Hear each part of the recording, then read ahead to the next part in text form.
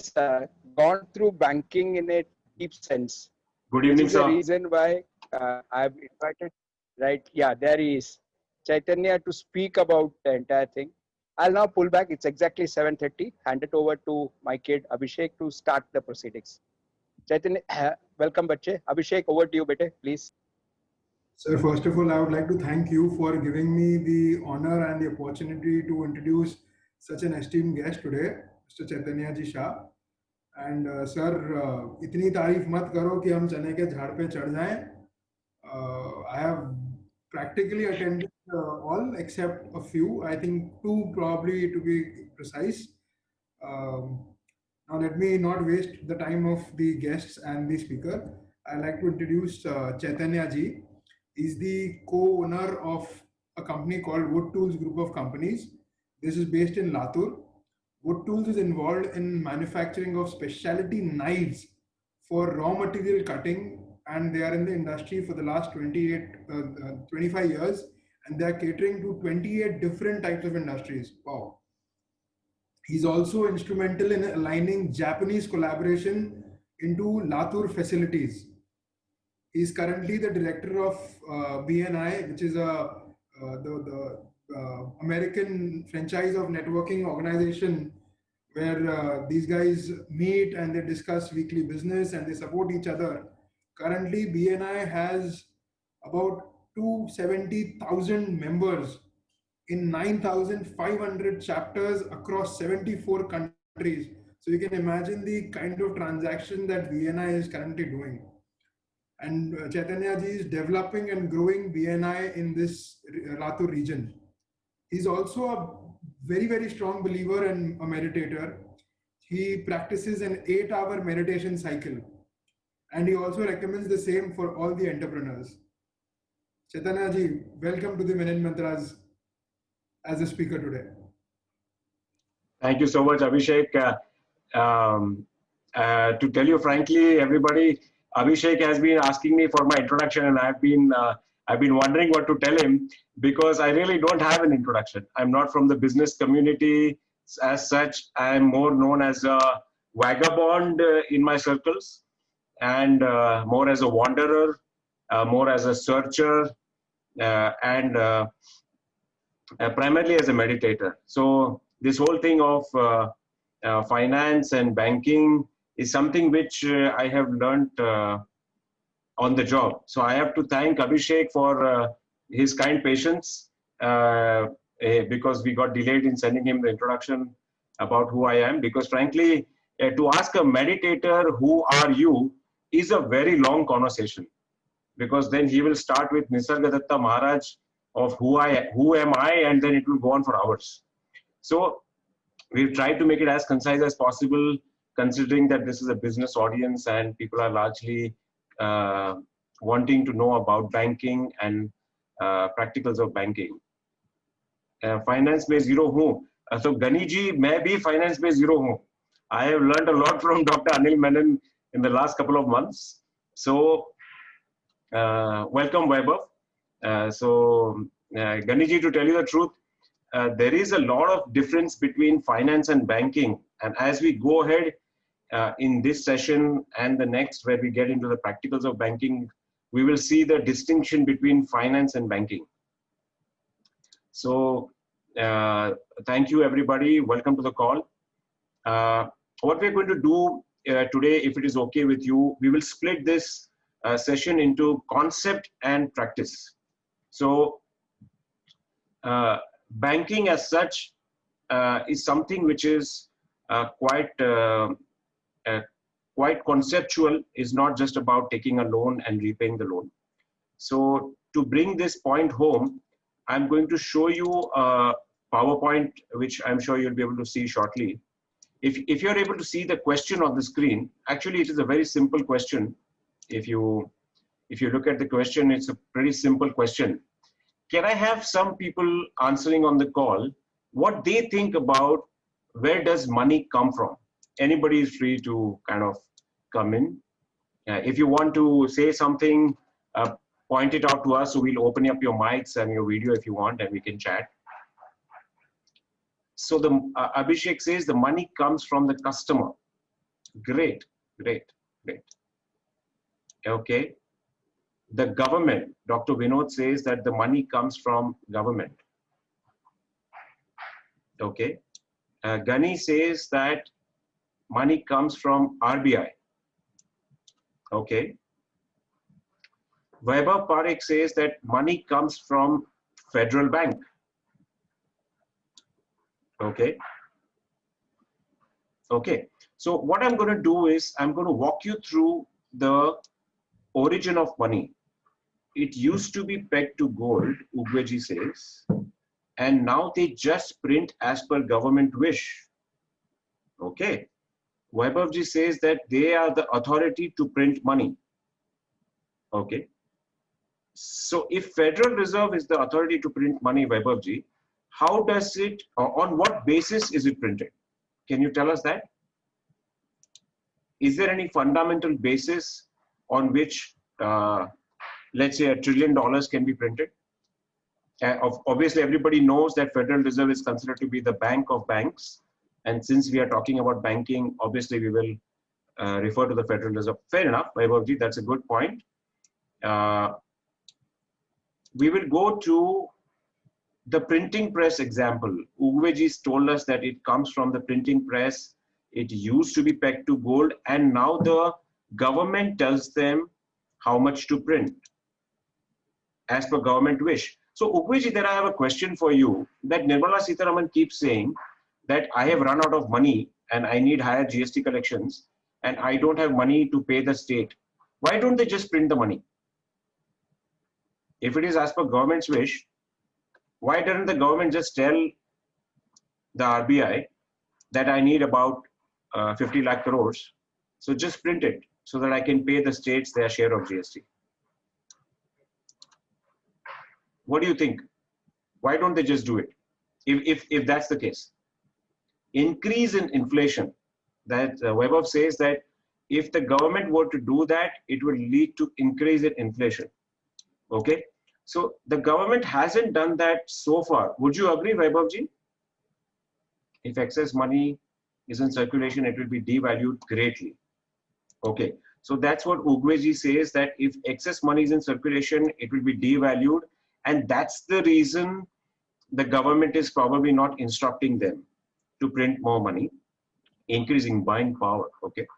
Vaibhav, if you can tell me in the chat box or on mic as you like, that do you think that there has been any year in the last 8 years where the inflation has not gone up? Can you name that year? Devaluation of INR versus other currencies. Abhishekji says that it will lead to devaluation of INR versus other currencies. Okay, Abhishekji, I have a counter question for you, sir. That if we did this, that is, if the government told the banks to print more money to handle this current crisis which we are going through, it will lead to devaluation. Very good point. Have you seen any year, sir, where the rupee has not got devalued against the dollar? Do you remember any particular year in the last, let's say, 8 years or 10 years? Okay, Nishaji says that we need reserves in front of that money. Okay, so what are those reserves? That seems to be the question that is coming if we go by that theory. The inflation has gone down from 8% to 2 to 3%, but has risen recently. Also, yes, and also we need more exports. Okay, so we need more exports, Avinashji, because that brings in the foreign exchange. That's the point, right? I mean, if we bring in more foreign exchange, that brings in more money into the country, and that leads to prosperity. That's the narrative anyway about money. Yes, we sell, we earn. Very good point. We sell, we earn.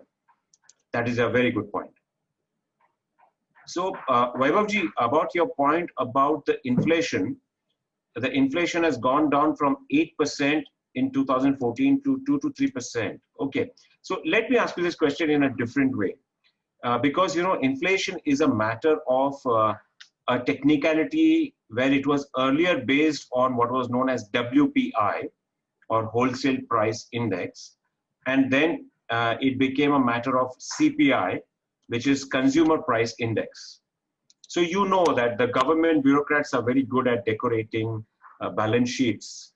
It's not just the chartered accountants who are great at decorating balance sheets. It's even the government bureaucrats who want to make the numbers look good.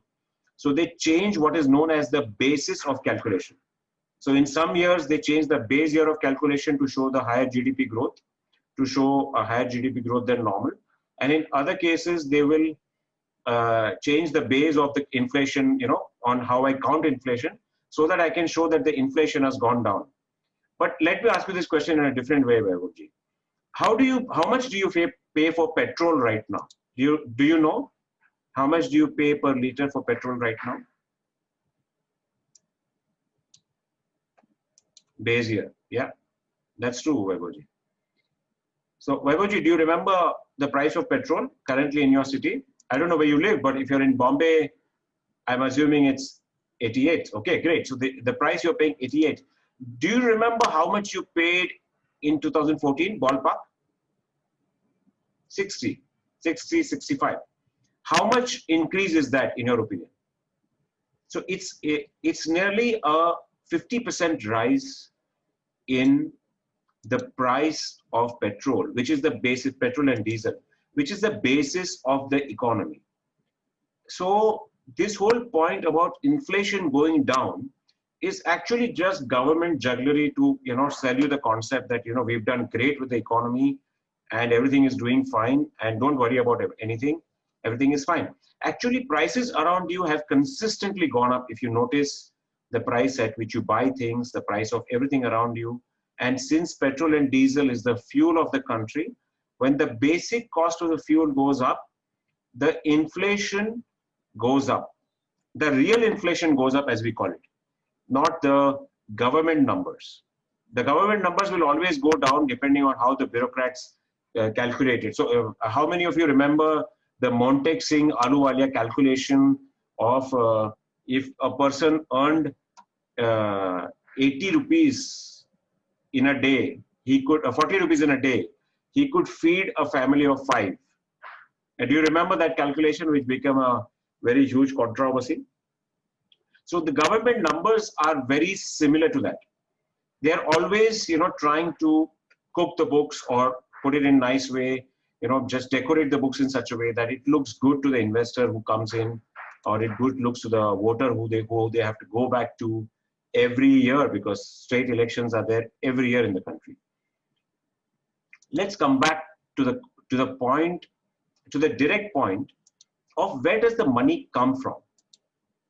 Okay. So let me show you something which Andrew Jackson, when he tried to answer this question, he came to the understanding. Franklin Roosevelt came to the understanding that there is a control on the government that is done by the banking system. Okay, that is led by the Federal Reserve, I think, as Vaibhavji pointed out in the chat. But it is not done in the way we think it is done. Okay, so the money essentially comes from the Federal Reserve. Okay, but it does not come in the form of money, and it no longer comes in the form of debt. Okay, so let me stop the share and let me just see if we can talk about this. So money essentially used to be backed by gold, as somebody pointed out in the chat box earlier. The banking system used to run itself on real money, which is basically backing itself on gold and then printing the money equivalent to the value of gold with you. That was the gold-backed system, which we had in our country and the world once upon a time. But we don't have that system anymore. That system has evaporated with the formation of the Federal Reserve. So how many of you have heard about Federal Reserve? Yes, very good. So as the others are answering, let me tell you about the Federal Reserve. The Federal Reserve today is the source of the entire economy of the world. Because if you remember, in 1991, our country was liberalized, so to speak. So we became a part of the global banking system. We became a part of the global monetary supply. And we became a part of the global economy, so to speak. And the rupee was made fully convertible to the dollar, which basically linked us directly to the US dollar. So we essentially today get our money from Federal Reserve. So what do you think Federal Reserve is? Do you think it is like the RBI, which is like the central bank of United States? How many of you think that? Can we put yes in the chat box for that? So Shreyan says that they're lending at 2%, I guess, which is helping in infusing money for countries by large companies. Yes, it's a central bank. Okay, very good. That's a very good point you're making, Shreyan. What do the others think on this chat? Okay, so there is one more. There are a couple of yeses. Great. So let me. Nisha says it's a yes as well. Okay. So let me tell you something which might come as a news item for some of us. The Federal Reserve, even though the name states that it is federal and reserve, so it is trying to kind of look like it is a central bank. It is not a central bank. Federal Reserve is by USA, Azimji says. Yes, that is a correct point, Azimji. The only difference is that it is not a central bank. Okay. The Federal Reserve is actually a private institution. Okay. So we are getting a lot of answers. I mean, the chat box is full. So we must know, when we are trying to learn about the Indian banking system, we must know about the mother of all banks, from where the Indian banking system gets its know-how, okay, which is basically the Federal Reserve. The Federal Reserve is a private bank, and let me share my screen and show you something which might help you to understand about the Federal Reserve. Okay, the Federal Reserve is something which was signed into an act in 1913. Okay, Woodrow Wilson signed this into an act in 1913. Prior to that, prior to the Federal Reserve coming into formation, the US economy had a very robust banking system which was completely decentralized into state-wise governance. So if there was a crisis in California, it would not come into New York, because the banking system would be isolated from each other in terms of what we call a buffer system. There's a buffer between the banking system. So one collapse does not lead to a domino type collapse, which we are used to seeing nowadays. Okay. The Federal Reserve was brought into act by Woodrow Wilson in 1913. And these people that you see on the screen, do you see these people on the screen? Okay. These people on the screen are the people who were responsible, and this is President Woodrow Wilson. These are the people who were responsible for initiating the concept of the Federal Reserve. Okay. So I'm stopping the share so that, we can chat more informally. Please say how the Federal Reserve of USA is a private bank. So we have a question from Shruti Ranjanji, that how is the Federal Reserve of USA a private bank? Okay, so let me Shruti, as I go on, you will get the fundamental basis of how it became a private bank. Let me take you to the 1907 crisis. Okay, in the US, there was a crisis in 1907, which was basically known as the depositors crisis. A lot of depositors lost trust in the banking system because the banking system was crashed by the bankers. Very similar to what you see about the Yes Bank. The banking industry has not had a genuine collapse in the last 200 years. Okay, there is not a single collapse which has happened on account of bad business, on account of poor collection from some people they lent money to. Almost all the collapses can be traced back to the bankers who gave money knowingly to people who cannot repay. And these are not people like, the small borrowers, like, entrepreneurs who borrow, let's say 100 crores or 200 crores, or let's say 500 crores, maybe even, even capping it to 5,000 crores. Let's say that you have $1 billion in debt, let's say 7,000 crores in debt from a bank. You are still a very small borrower for the bank. Okay. You are still a very tiny fraction of the debt of the bank. Okay. So let me ask you a question. What do you think is the total debt of the American economy? Vaibhav says $15 trillion. Ashish says $4 trillion. Nisha says $350 trillion. Okay. Okay. So there are more replies coming in. $26 trillion, Ankur says. Okay. So let me give you a fun fact. Okay. $21 trillion is missing from the American balance sheet. Let me repeat that. $21 trillion is missing in off-balance sheet transactions from the American economy.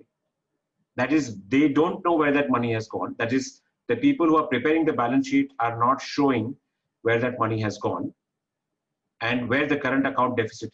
No, it is not unaccounted, Ishanji.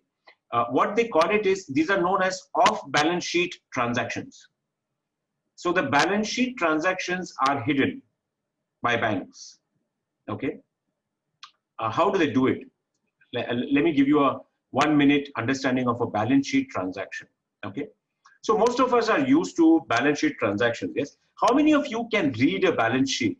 Can we put B in the chat box for that? So as entrepreneurs, the bankers expect us. I'd like to switch to half B as well. Okay, Ishan. So we allow you the switch.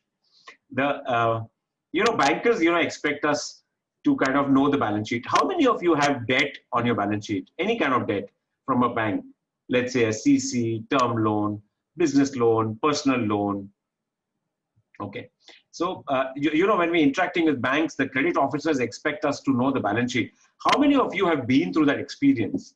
Can you put C on the chat box? When a credit officer has asked you, कि आपका current assets कितना है, आपका current liabilities कितना है, आपका fixed assets कितना है, आपका profit ratio कितना है, आपका ये ratio कितना है, आपका वो ratio कितना है. When they start preparing those numbers and they ask you queries based on those numbers.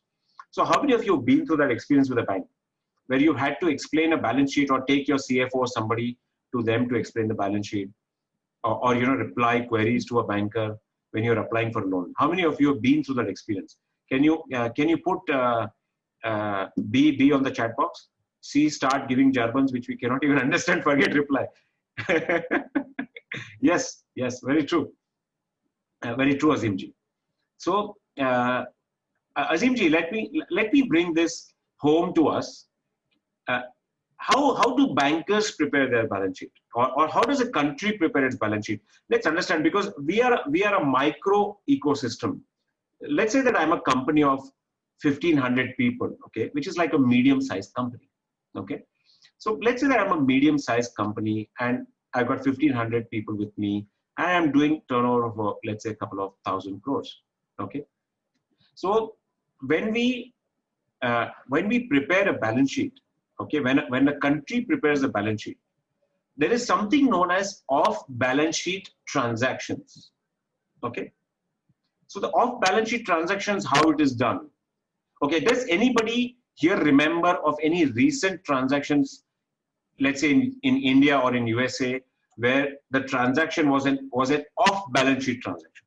Have you read of an off balance sheet transaction anywhere?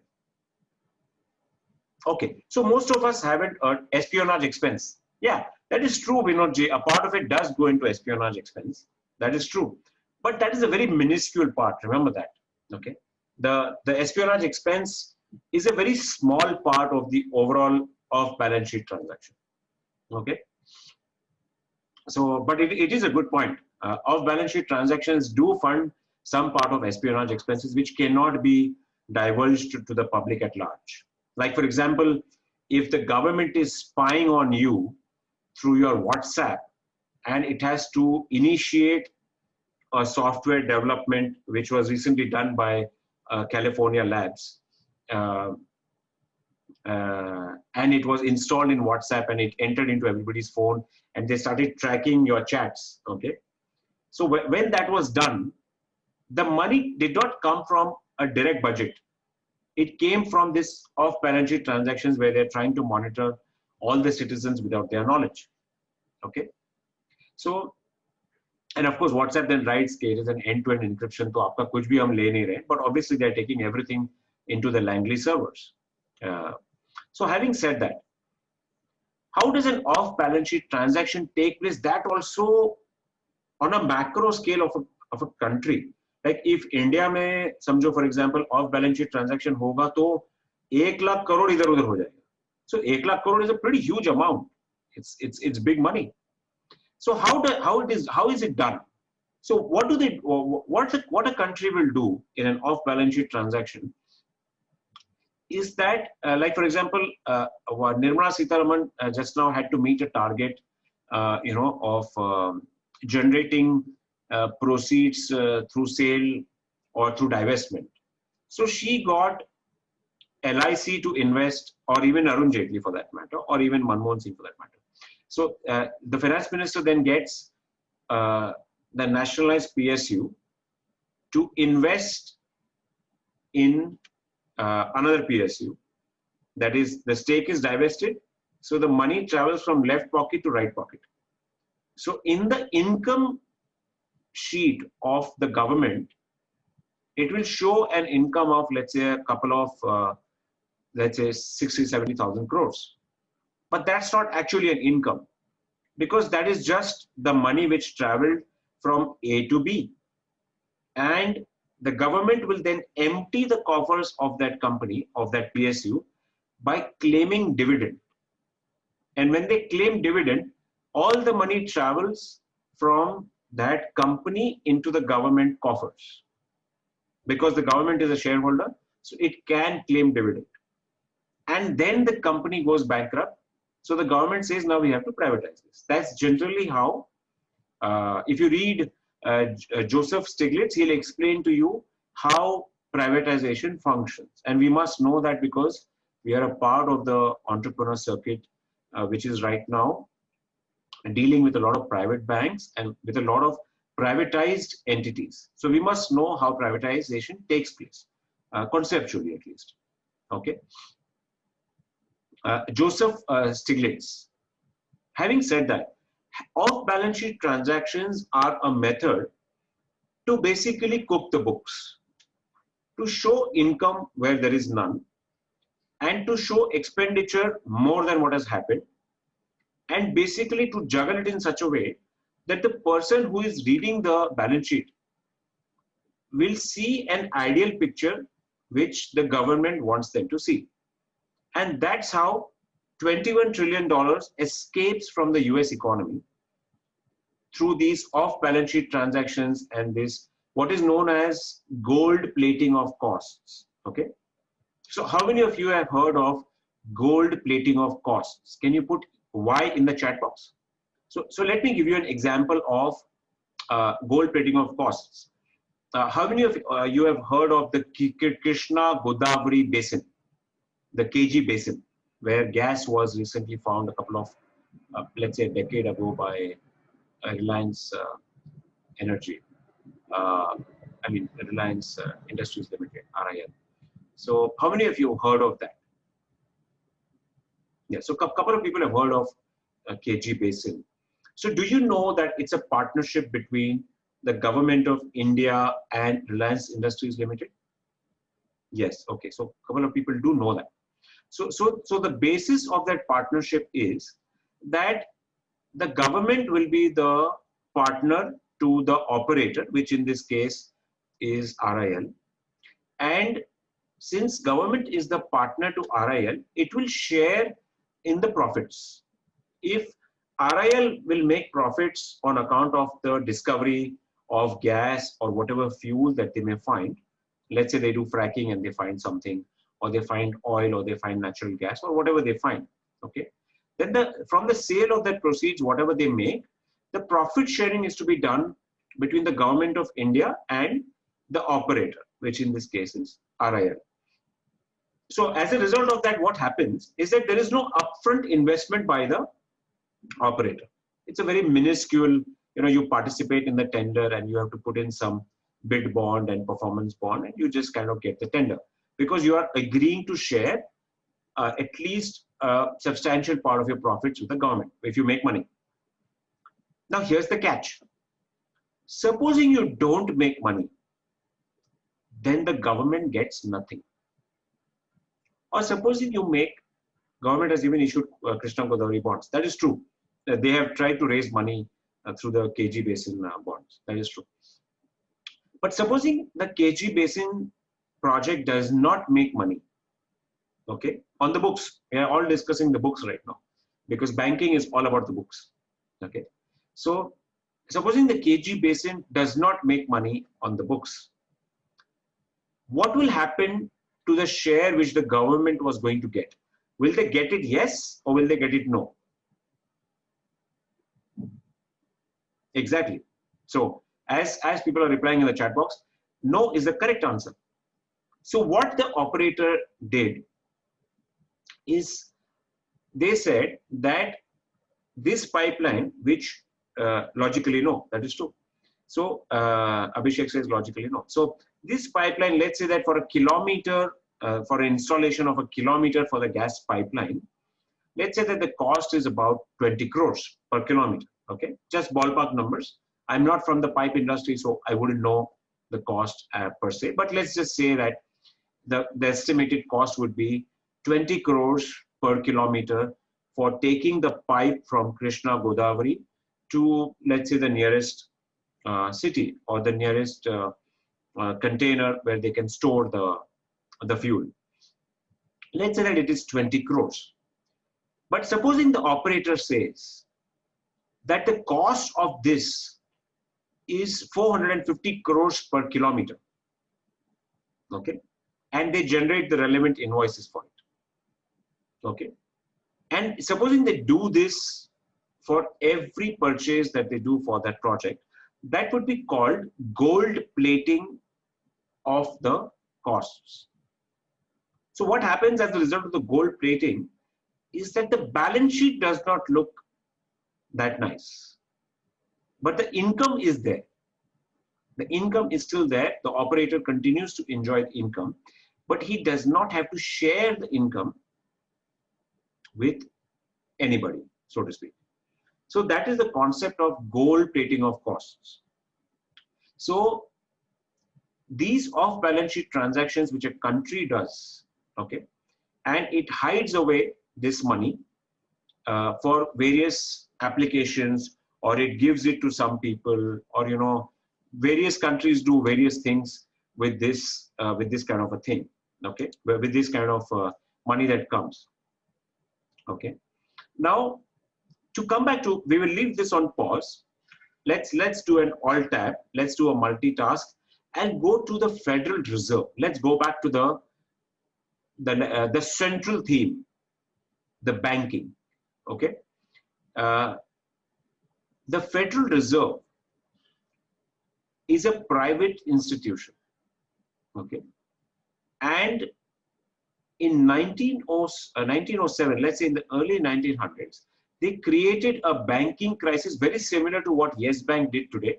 And like many of us know, all these banking crises, whether it is the cooperative banks which crashed, whether it is Yes Bank that crashed, the government has just recapitalized private and PSUs put together to the tune of 2.5 lakh crores in the last 2 years. So how many of you understand the word recapitalize? Can we have yes on the chat box for that? Okay. So a couple of people are saying not sure and some are saying no. So let's just go through that in a very short way.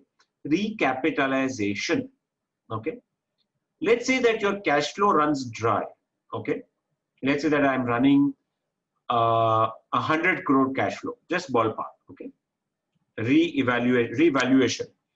So Shreyansh, it is not revaluation. I'll tell the concept of what is recapitalization. Let's say that we are running a company. Okay. I'm taking it down to the micro level. We are not discussing the macro right now about what the country does or what the Federal Reserve does or what RBI does. We are not discussing that at all. Adding more capital. That is so true, Ganiji. That is so true. So why do you need to add more capital? Ganiji, can you please tell us that? Because capital was not recoverable from loans. So what does it mean? Halat kharab hai, to lagega. So I think that's a very fair point in terms of sentiment that we are saying. But let's just understand a little bit about the technicality. There is 100 crore cash flow, let's say, that I'm running as a company, okay, on a very micro scale. छोटा सा company है, 100 करोड़ का cash flow है, और वो 100 करोड़ का cash flow में मेरे को अभी अगले महीने में पगार देने का पैसा नहीं है मेरे पास. ठीक है, I don't have money.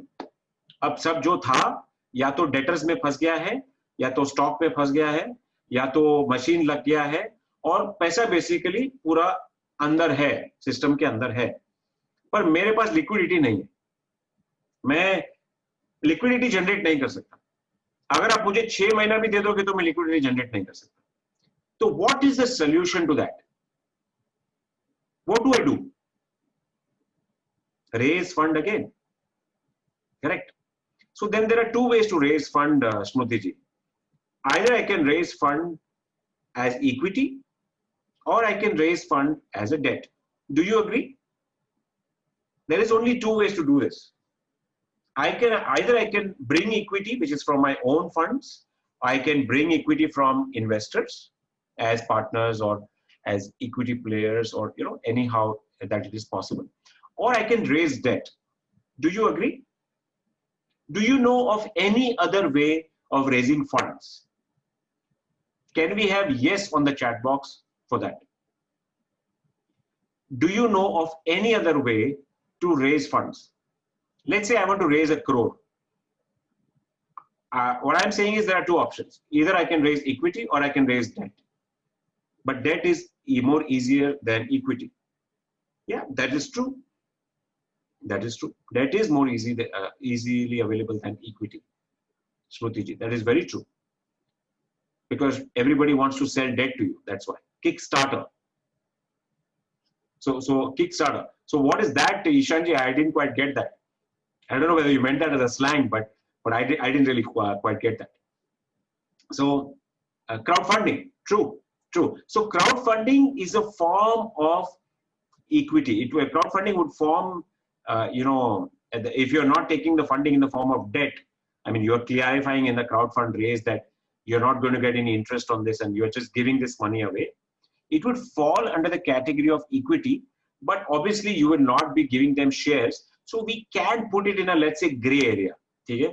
Equity भी नहीं है पूरी तरह से, donation type है थोड़ा. ठीक है? A person just gives the money away to you because they like the way you're doing things and they're happy with your idea or your startup, and they are happy to fund you. They're happy to give the money away. So let's call that as donation or as crowdfunding for making it sound more presentable. Okay. Sell assets. Okay. So I can sell assets, Vaibhavji, and I can raise money back into the company, which will not be debt, but it will be, I will bring the money in as capital. Do you agree, Vaibhavji? Supposing I sell for my 100 crore cash flow that I have, let's say that I have a 20 crore hole in my cash flow, that I need 20 crores as of yesterday. And I'm able to sell an asset of 1 crore to raise a part of that 20 crore. So that 1 crore that I bring in back into the business, okay, that will come back into my cash flow to use for that month. Do you agree, Vaibhavji?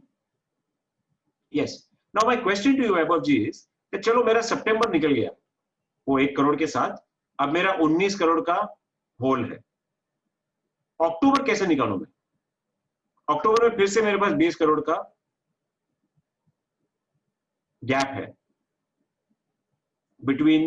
between my income and my expenditure. I have a gap of 20 crore in my cash flow. How do I manage October? Can you please suggest to me? So let's just get this right, okay? When a government runs out of money, or when a bank runs out of money, or when a company runs out of money, or when even a small SME runs out of money, the only way is to get money either through sale of assets, equity, that is get money from somebody as equity participation, or get debt.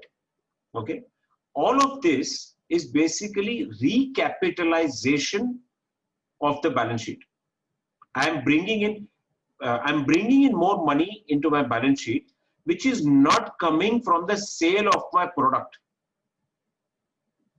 I am bringing in more money from an outside source to put it into the company or into the country, because there is a hole there. And if the balance sheet of a bank has a hole, it means that they've basically made a loss. Even though in the stock exchange, they will show you that we are making great money and your profits are very high and stock prices are increasing because unke paas unka loan book bahut strong hota hai. But internally they know that a large part of that loan book is not recoverable, or not recoverable right now. Let's say in the next 2 years it is not recoverable. So for all practical purposes it is an NPA for them, but they don't declare it. They just seek more capital. So it is a way of the government to fund a loss of the bank, which is what the government does. जब bank का management पैसे आपके बांट देता है और पैसे बांट के सबके हाथ में दे देता है, bail out, very good word for that. Bail out is a very good word. But Shruti ji, my question to you, do you get bailed out? Supposing as an entrepreneur you make a 200 crore loss, will the government bail you out?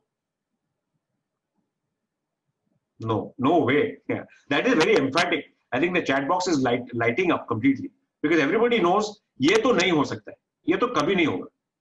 As an entrepreneur, if I make a bad call, or if I do some bad business and my debtors don't pay, or whatever happens, there's a recession in the economy or what, no sir, we are sacrificed. That is very true, Ishanji, because we are small fry in this entire system. We are small fry. So this system is designed in such a way that if a bank makes a loss, they are recapitalized, but they don't call it a loss. Their losses are funded by very high fundu terms. Like somebody just said bailout, then we call it recapitalization. And then there are various ways to kind of make it look very beautiful and make it look fancy. We have merged 2 banks or 3 banks to make it, to make them more strong, to make them more robust. These are all ways of saying that the banks have lost the money, and the current assets that are there on their books, that is their loan book, has a big hole in it. And because there is no way to fill up the hole, what is done as a kind of decorating the balance sheet, they decorate the balance sheet by saying कि हमने इसको recapitalize किया, हमने इसको merge किया, हमने इसको merger and acquisition किया, हमने इसको ये किया, privatize किया, वगैरह वगैरह वगैरह. Good. So then let's talk a little bit about how the government use the tax money, like Nisha ji is saying, and then we will come to Federal Reserve and blockchain. Okay. So as an entrepreneur, we must know that all the money that is collected in taxes, okay, who does it go to? Can somebody please tell me who does the money go to? Okay, central government, state government, central government. Somebody says big corporates. Okay. What else do you think? ये पैसा किसको जाएगा? Okay. So maybe it's just said and not done. So let me rephrase this question. Okay. Let's just put this question on the back burner for about 2 minutes. Let's look at this from another point of view. Okay. Where does the government of India get its money from?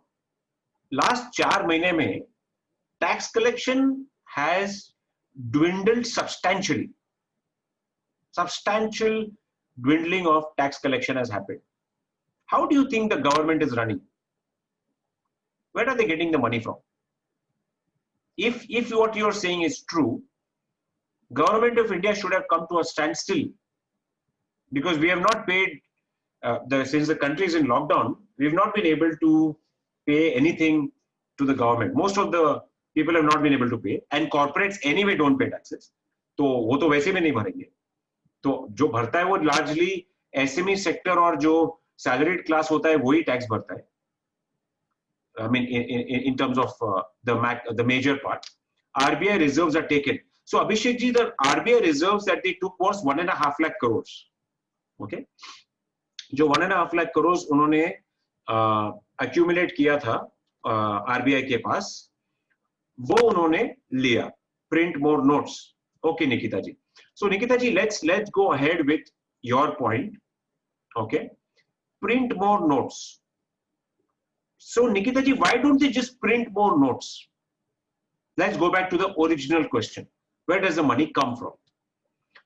Why don't they just print more notes? इतना हल्ला क्यों है कि हमारे पास पैसा नहीं है, GST collection गिर गया है, GDP has fallen by 28% as the government claims, and if you ask me, the GDP has fallen nothing less than 60%. But that's another discussion. Let's go by the government numbers. GDP has fallen by 24%. Okay, printing will dilute the value. Debt ratio to GDP goes up. Okay, so and will further cause inflation. Okay, so guys, let's just understand as entrepreneurs. Okay, we must learn to see as entrepreneurs. We must learn to read through in between the lines. Okay, the media that is in front of us, you know, they talk in this language ke, you know, GDP to debt ka ratio, and you know, inflation ऊपर चला जाएगा, हम ये नहीं कर सकते, हम वो नहीं कर सकते. But the inflation has never gone down. In the last 50 years, the inflation has never gone down. Inflation has always been higher. Did it happen in Japan? So Japan was a deflationary model, which we will come to. Maybe we'll need another session for the deflationary model. But they remember, Ishanji, though you're quoting the Japanese example, the real prices in terms of WPI or CPI did not go down even in Japan, even during deflation. So even though they claim that it was a deflationary economy, even though during the deflationary period, the prices of the real prices of things went up. Isn't that a contradiction? And that is how economists confuse entrepreneurs like us. So never buy things which are sold to you through business media. Always learn to see through the newspaper items that we read. Okay, the money that comes to the let's start with the source of the money. Okay, the money originates in the Federal Reserve. Okay, the Federal Reserve prints, let's say, $1 trillion. Okay, and it loans it to the US government, because Federal Reserve is a private institution. Like many of us think that it is a national body, it is a federal body, and hence it is owned by the people of the United States. It belongs to the country. It does not.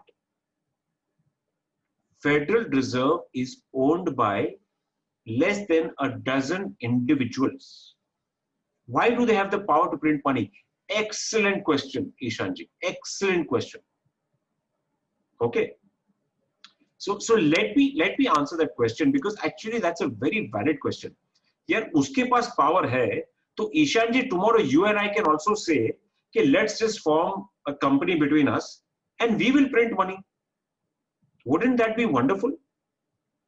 You have to do nothing. Sir, done. Ishan is with us. Great. So Ishan ji, let's form a private limited tomorrow.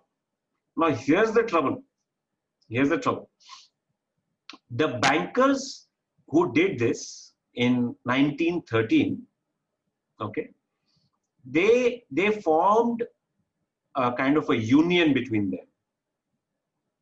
That was basically the banking union.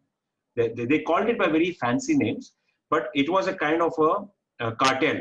Okay, so the banking cartel that was formed in the early 1900s, they created a worldwide crisis, but it only reached to certain countries. It did not reach everywhere, which culminated in the 1907 crisis of the US economy, where there was a run on the banks and everybody wanted their gold back and money back and whatever they said, bhai humko hamara वापस दे दो, because हमको भरोसा नहीं है आपका कब तक चलेगा.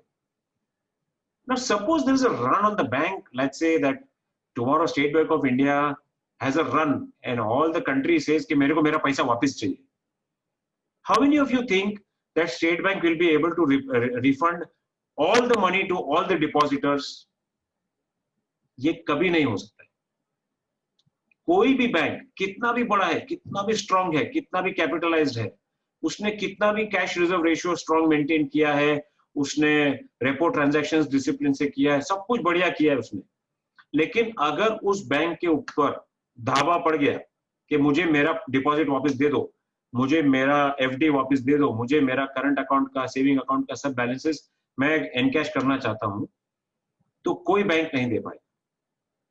And that is what they created. This banking cartel created this in 1907. Okay, so this came to be known as the 1907 banking crisis in the economic history of the world. कि 1907 में उन्होंने एक banking crisis create किया, और वो banking crisis create करने का reason ये था because they wanted to float. Let me share screen and show you what they floated. Federal Reserve Act. Can you see the screen?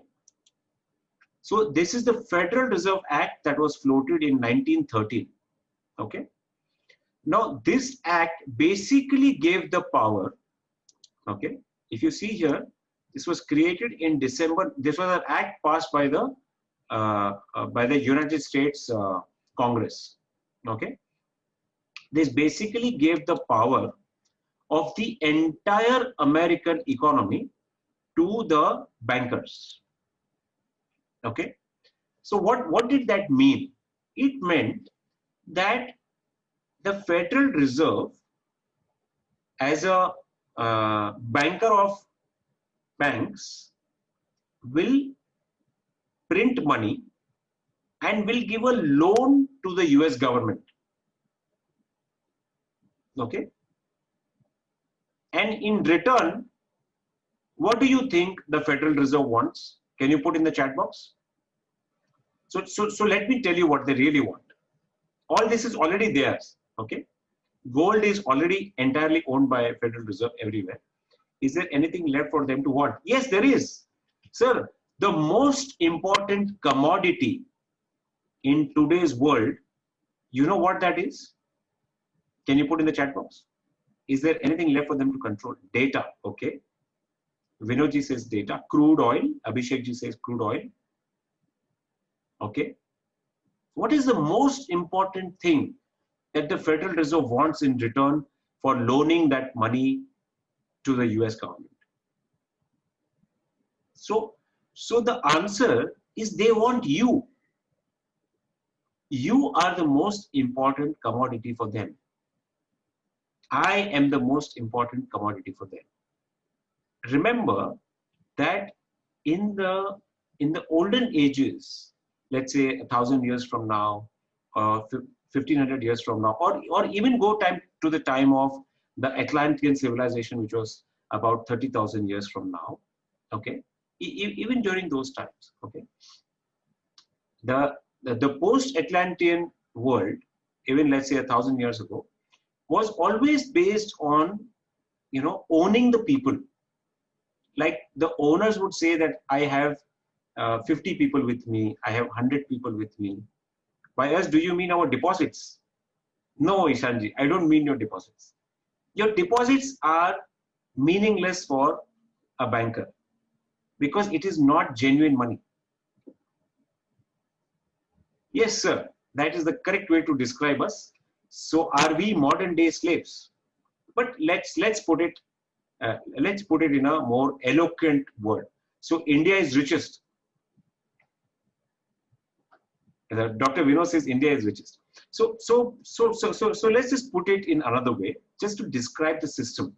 Please understand that we are not making any critique of the situation. We are not saying good or bad. We are not falling into a binary of good and bad. We are just trying to understand the ecosystem in which we are operating while we are trying to work within the banking system's confines. Okay, and this is the ecosystem which we belong to right now. Okay, so the Federal Reserve in return takes IOUs of taxation. So all the taxes that are generated by the American population, the Indian population, the world's population, all of that taxes, that is, what is taxes? Taxes is your blood and sweat. Do you agree? So if you have to pay, let's say, on every 100 rupees you make, in terms of real taxes or taxes on taxes, you would be paying, they say 30%, but my estimate is you are paying anywhere close to 50 to 52% in terms of real taxes to the government. But let's just call it 40%. Let's just keep it minimum. That if you have to pay 50% of your labor to another person who is a private entity, who is not the nation, who the nation is hypothecating your labor to an institution in return for the money that they get. Are you with me so far? Okay.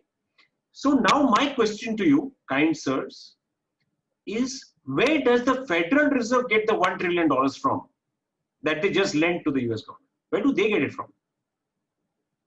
The real answer to this, quite surprisingly, I think for many of us, is that they print this money, or the government takes more debt. That is true. The government is taking the debt, Vaibhavji, as you say. But my question, Vaibhavji, is that the government took the debt of $1 trillion from the Federal Reserve. Are you with me? Can you put yes on the chat box, Vaibhavji? Yes. Okay. So my question is, where did the Federal Reserve get the $1 trillion from? ये मेरा सवाल है. So what's the structure? The structure is that all the countries, there you go, Vaibhavji. There you go. That's the point. If everybody is in debt, isn't that such a beautiful thing that the entire world says that we are in debt? आप जिस country से बात करो ना, वो आपको बोलेगा हमारा debt इतना है, and like Gani ji very nicely pointed out, वो अपना debt to GDP ratio बताएंगे अपने balance sheet में और बोलेंगे कि हमने इतना debt लिया है, हमारा इतना GDP है और हम इतना GDP बढ़ाएंगे ताकि हमारा debt to GDP ratio थोड़ा कम हो जाए. Okay, that is what all countries of the world report. So now, who is giving the debt? If the World Bank and IMF is giving the debt to them, who is giving the debt to World Bank and IMF? That money is coming from the US government, or let's say from Germany, or let's say from Britain.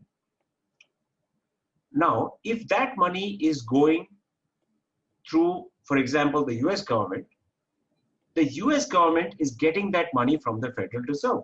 So indirectly, All the debt of the world is owned by who? Can you put in the chat box? So guys, we must know this. This is a very fundamental understanding which has been kept away from us because we are kept distracted with these secondary news items. In summation, okay, our first slide is where does the money come from? Okay, so money comes from Federal Reserve. Now, to conclude this session, I'd like to inform you that the Federal Reserve gets this money from thin air. ये पैसा हवा में से बनता है. This is called fiat currency. In economic terms, we call this fiat currency. हाँ sir, Ghani जी, बिल्कुल sir. This is created out of thin air. ये हवा में से बनता है. Fabricated, that is also a word you can use for that, no problem. But before this, that is before the Federal Reserve Act came into play, आप सब लोगों को याद होगा कि हमारे यहाँ भी, इंडिया में भी और यूएस में भी 1913 के पहले world debt is hypothecated to Federal Reserve. World debt is not hypothecated to Federal Reserve, Nikita ji. World debt is generated by the Federal Reserve. You are hypothecated to the Federal Reserve.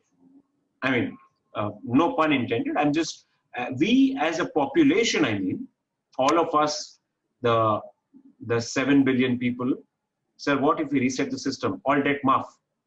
Yeah, so we'll come to that session, Ishanji, maybe next time or the one after that. I would require your meditation guidance. I'm all in for it, Ganiji, anytime you want. Sir, I mean, I'm also on Telegram group. We can connect there as well. I'm more than happy to connect. I just actually came from a meditation session. That's the reason I was not able to connect with Abhishek, regarding the things I had to send him. I would require your meditation guidance because of air money. Okay, so Ganiji, the point is that this is called fiat currency. Before this, the money was called gold-backed or gold-denominated currency. That system has got finished in India. That system got finished first in the USA through the passing of the 1913 Act of which is called the Federal Reserve Banking Act. So now the money that the bank issues, that Federal Reserve issues, it is just issued as fiat currency. Hawa mein se. That's where the money comes from. It comes from thin air. So it is my humble request to all the entrepreneurs on this call today that we should not take things too seriously. If there is an economic crisis, if there is a cash flow crisis, if there is a, sales are in dwindling, or whatever else that is happening, okay, please understand that the medium of exchange that we are using right now is a fictitious medium of exchange. It does not possess true value. It has only attributable value. That is, because I am attributing my faith in this 100 rupee note, its value is 100 rupees. The day I lose faith in it, it does not have any systemic backing to it. I want you to carry one thing with you at the end of this session.